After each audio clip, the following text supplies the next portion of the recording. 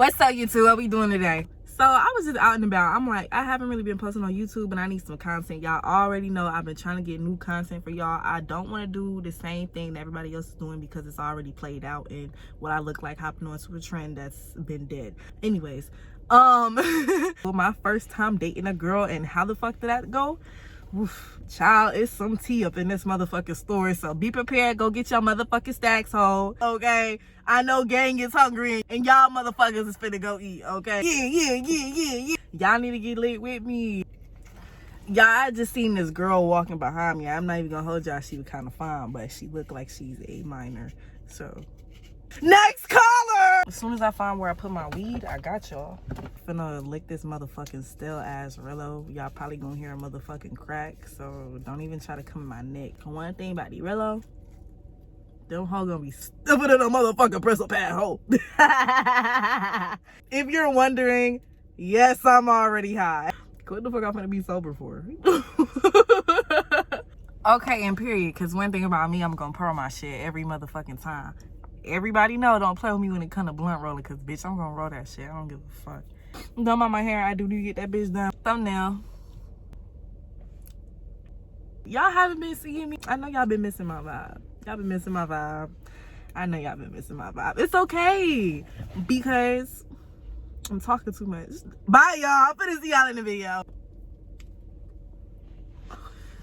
Welcome to today's story time. It all started in middle school.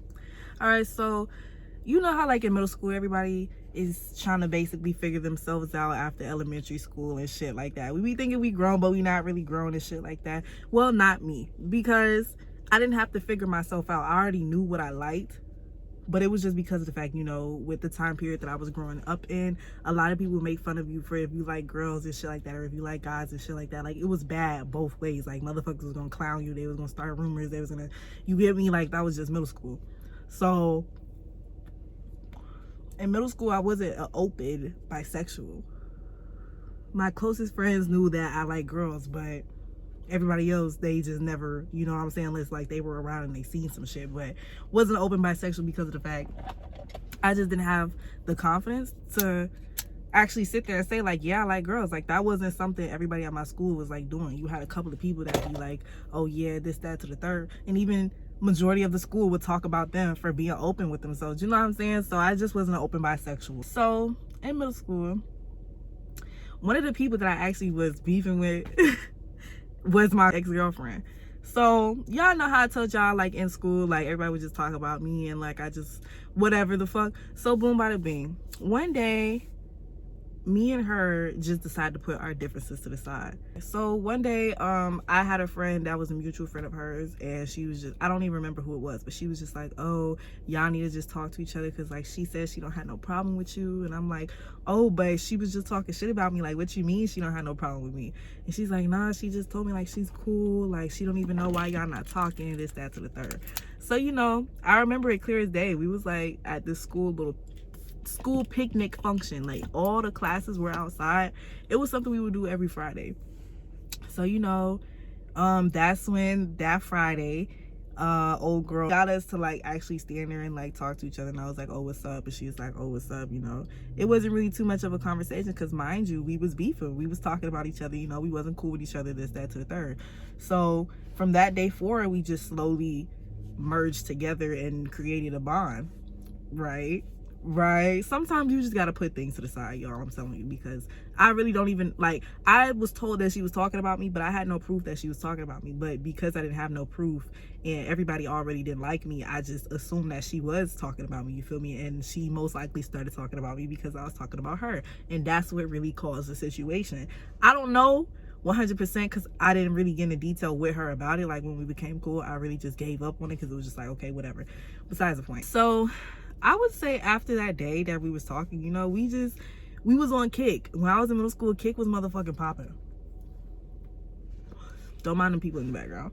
But yeah, Kick was motherfucking popping, yo. Everybody was on motherfucking Kick. So, you know, she gave me her Kick. We was texting on Kick like that, getting to know each other. And, you know, becoming real motherfucking cool. So after that, actually, I do remember the girl now. I do remember the girl. So the girl that got us to talk was like I said, a mutual friend between me and her. She was a basketball player, mind you. The girl that I dated was a stud, very masculine, you know what I'm saying? She played basketball. So, you know, they were teammates and stuff like that. So the same teammate, she was having this party that she was throwing, right?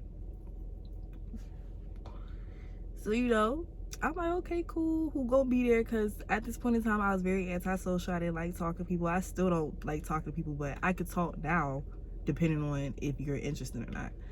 So she was having this little party or whatever, and so, you know, she was telling me that old girl was gonna be there. So I'm like, okay, cool, like that gives me more time to like kick it with her and see what she about and stuff like that. Mind you, like I did find her attractive a little bit. I started feeling her, y'all. I'm not even gonna hold you, because like with me, when I look at somebody that I don't know, it's like I can think that you're unattractive to me.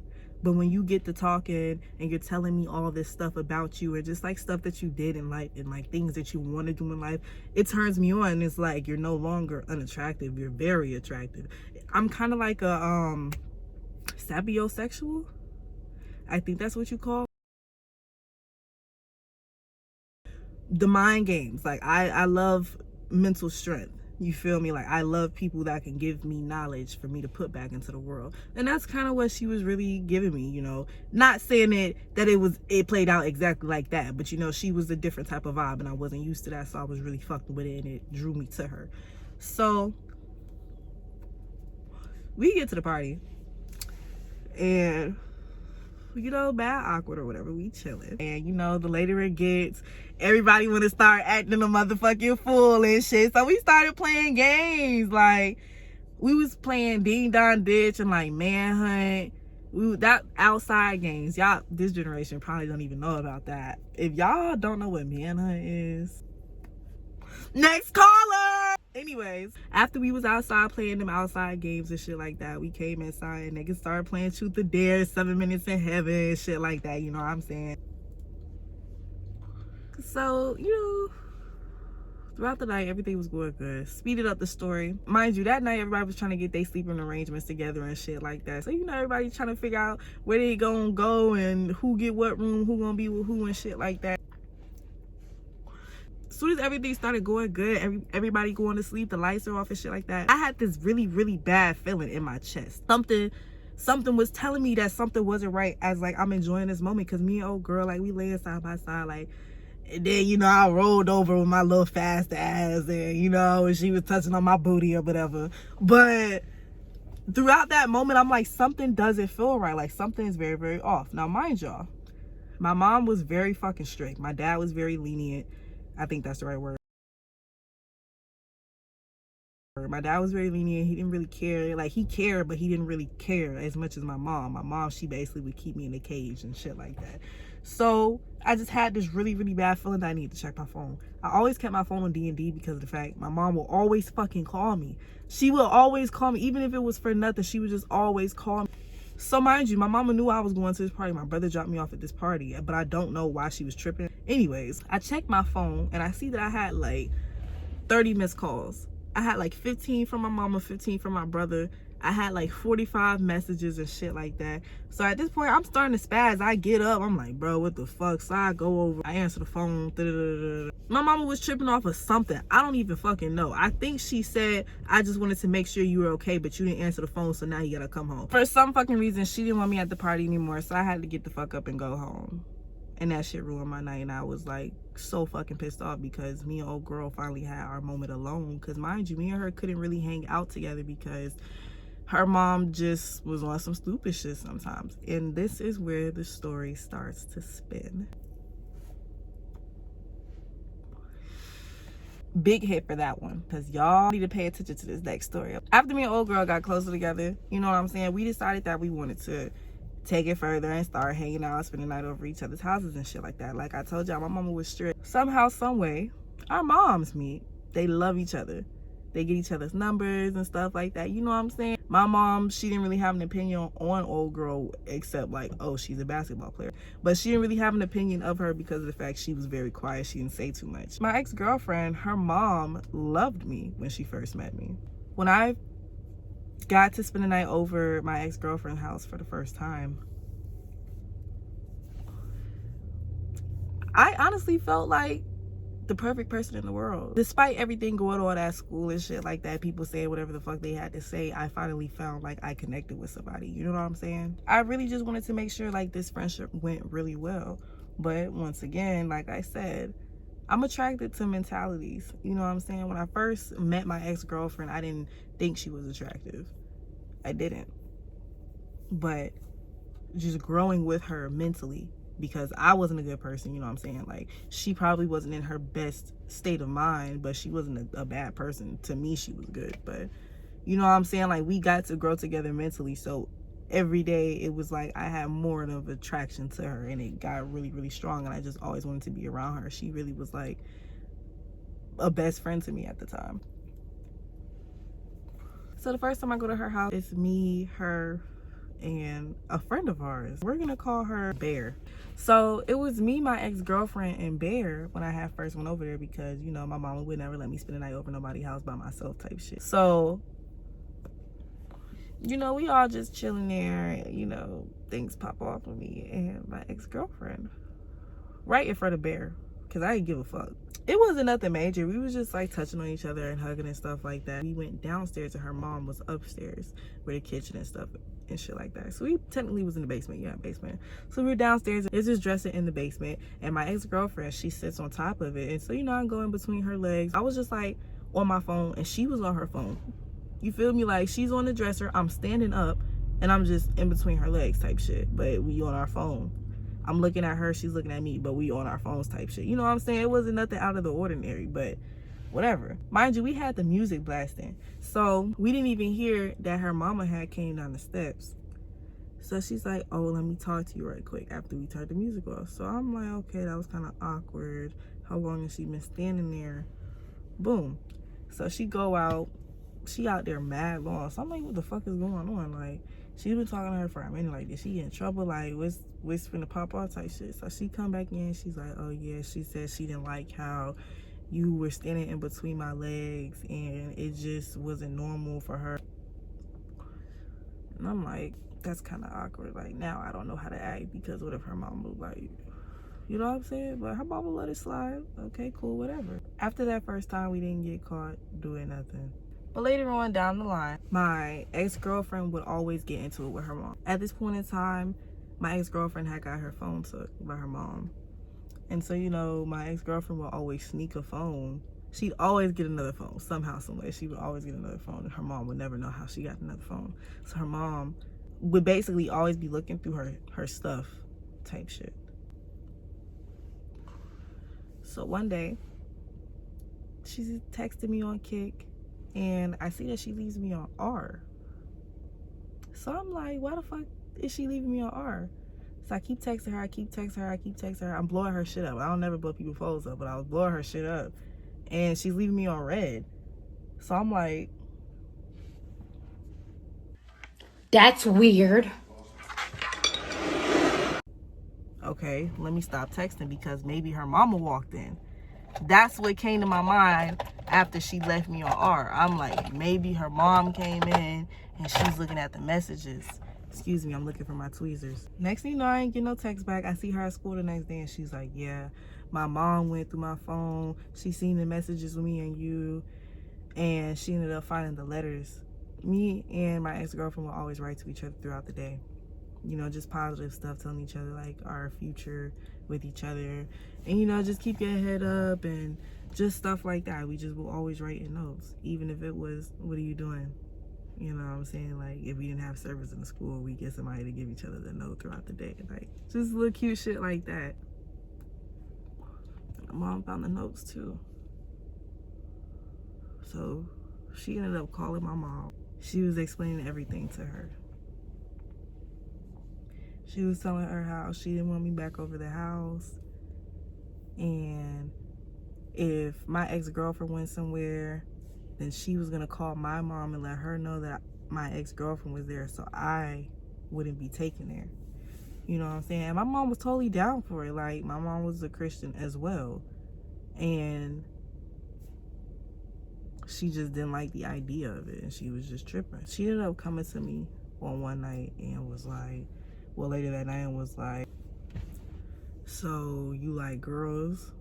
It's not easy to tell a parent that's strict and wants to be so involved in your life that's not really involved in your life, because you keep them out of your life and you only let them in on a certain extent. You know what I'm saying? It's hard to sit there and tell them the truth because you can feel the disappointment. You know what I'm saying? Because they had this whole image of you. They wanted you to be a certain way and you're not up to their standards. I broke down crying. I don't know why I broke down crying, but I was just so hurt, like, and I was frustrated because I'm like, if I didn't blow up her phone, like, this would have never happened. Like, we would have still had a future together. I could still be seeing her. She was crazy. Her mom was calling me all types of bitches and shit. She went from loving and adoring me to calling me out my name just because I was in love with her daughter. So that's my coming out story. My mom doesn't know now that I still talk to girls. I mean, she might have it in her mind, but it's just crazy. You know what I'm saying? But the story doesn't end right there, because me and my ex-girlfriend actually did end up getting back together in high school, the beginning of high school. This right here, what I'm about to tell you, happened 2 years afterwards. So we decided to try again. I hit her up and I was like, yeah, I can't get over you. I was so heartbroken, y'all. I'm like, yo, I'm sorry for everything that I put you through and I really want to be with you. And she was really fed up with me. I don't know what happened, but the years that we had spent apart from each other, she was just a whole nother person. She gave me another try and I really wanted to make up for everything that I did. And it was just because of the fact, like, I wasn't the best girlfriend to her. I was very toxic. Very, very, very toxic. And that was just because of the fact, like, I was a toxic person in general. My energy wasn't where it's at. Like I told y'all, people did not like me. So in my mind, it was me against everybody in the world. Like, I was very toxic and I shouldn't have even been in a relationship. But I love this person. But even though I love this person, I couldn't love this person enough to make them feel worthy.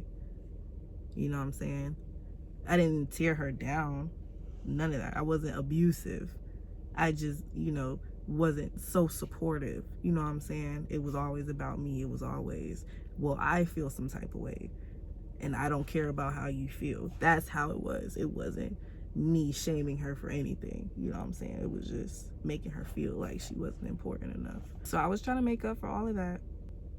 She ended up cheating on me. And it's crazy because she ended up cheating on me with a girl that me and her both had seen at the skating rink like 2 weeks prior.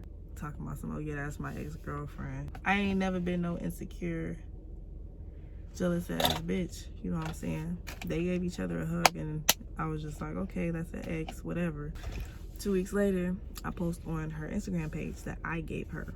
Oh, I know I put you through hell, but thank you so much for sticking by my side. Of the whole paragraph. It's a whole video collage of just us. Next thing you know, I get logged out the page and somebody texts me a whole paragraph. Hey, this is so-and-so's girlfriend. I just think it's disrespectful that you're texting her knowing that she's in a whole relationship. I remember seeing you at the skating rink. Me being me, I'm keeping it nice. Oh, I didn't know she had a girlfriend. Like, she didn't tell me. Yeah, you did.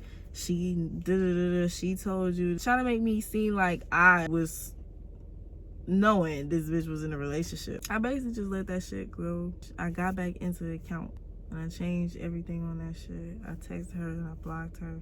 And ever since then, it led me to be who I am today. Basically, that played a big role in why I changed my lifestyle and why I had to stop being a toxic person. The pain and hurt that caused me made me bigger. I felt like I took this huge weight off my shoulders and I could actually move. And that's why I tell people sometimes, like, people really can't change. People have to be forced to change. Certain people. That doesn't go for everybody, because some people can go through something like, okay, like, that's done for. Like, I'm finna go do something else and actually do that shit. But for some people, they cannot do it that quickly. They have to be picked at and drugged through the mud and just go through so much before it's like, I literally can't take this shit no more. and I have to do something different. You know what I'm saying? But I grew up. I let everything go and I forgave. I went through a point in my life where I was on a spiritual journey, and I'm no longer on that spiritual journey for whatever reason, but my life it felt fantastic when I was going through that phase. I became friends with my ex again. We're very, very, very close. That's my dog. And I just want everybody to know, like, it's okay to forgive people if they did something wrong to you, depending on the extent of what they did. And it's okay to put your pride to the side and go fight for somebody that you know you did something wrong to. Because at the end of the day, your apology can either be accepted or not. If you really still care for that person, you should fight for that person in your life. And even if they don't accept you back into your life, at least you tried. Say fuck it and move on. Because you putting your pride to the side just humbled you. And that's going to take you further than anything. It's going to open doors for you to meet people that are better than this person that doesn't even want to have you back in their lives. And that's not even to shame the person that doesn't want to put up with somebody that they feel like won't change. Because why would you want to waste time on somebody that showed you one way from the get-go? You know what I'm saying? Like, I understand both sides of the book. But either way it goes, everybody just has to play the role that they're given. You have to accept whatever consequence. That's just life. But I hope y'all enjoyed that story time. I was trying to make it as quick as possible because I know people hate long story times. But I'm gonna go see Mom Bitch CC, so bye.